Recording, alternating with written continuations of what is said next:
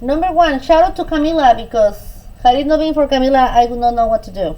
I mean, I kind of remember, but not really. So, this is the problem. The problem says, Callista bought a bag of 80 polished stones for $19. Okay, so this girl got into the make your own jewelry habit, and she went to the store and bought 80 polished stones for $19.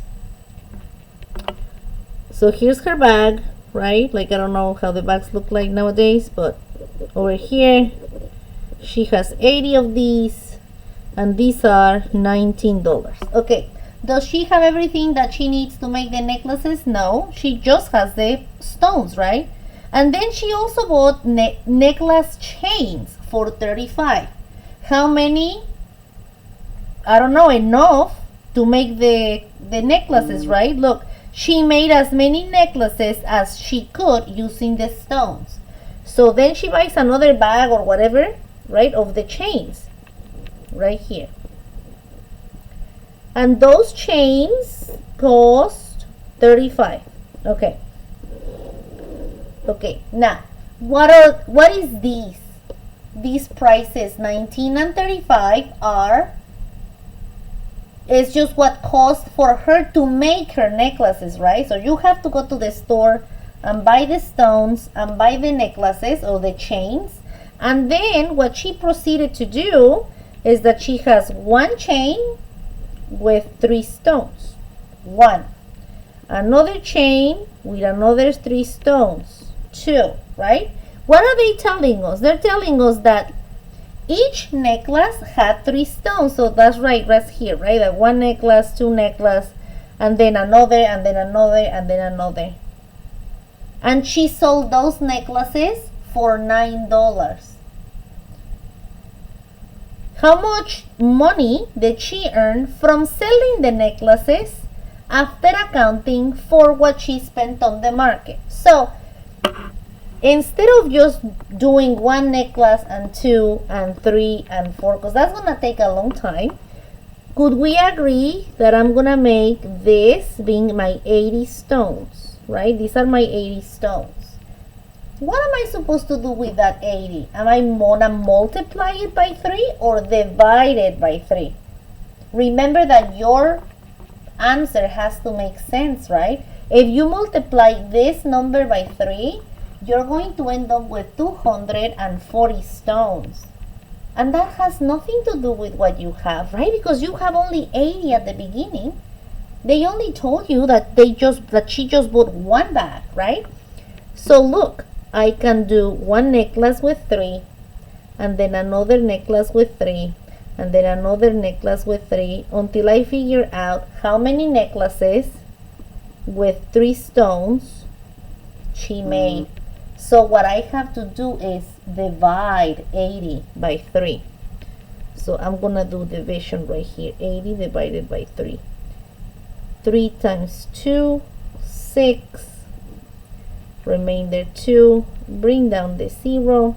3 times 6, 18. Remainder 2. What does this mean? This means that these 26 are the necklaces that she was able to make with these 80 stones, right? So she can make 26 of these necklaces, and she's gonna have 2 stones left over. So she doesn't have enough for 1 more necklace. All right. So far this, how can I represent what she did right there? Well, I can say 80 divided by 3, right? That's what she did, 80 divided by 3. Now, what else now? Because 80 divided by 3 is going to give me these 26 necklaces, right? How much did she sell each necklace for?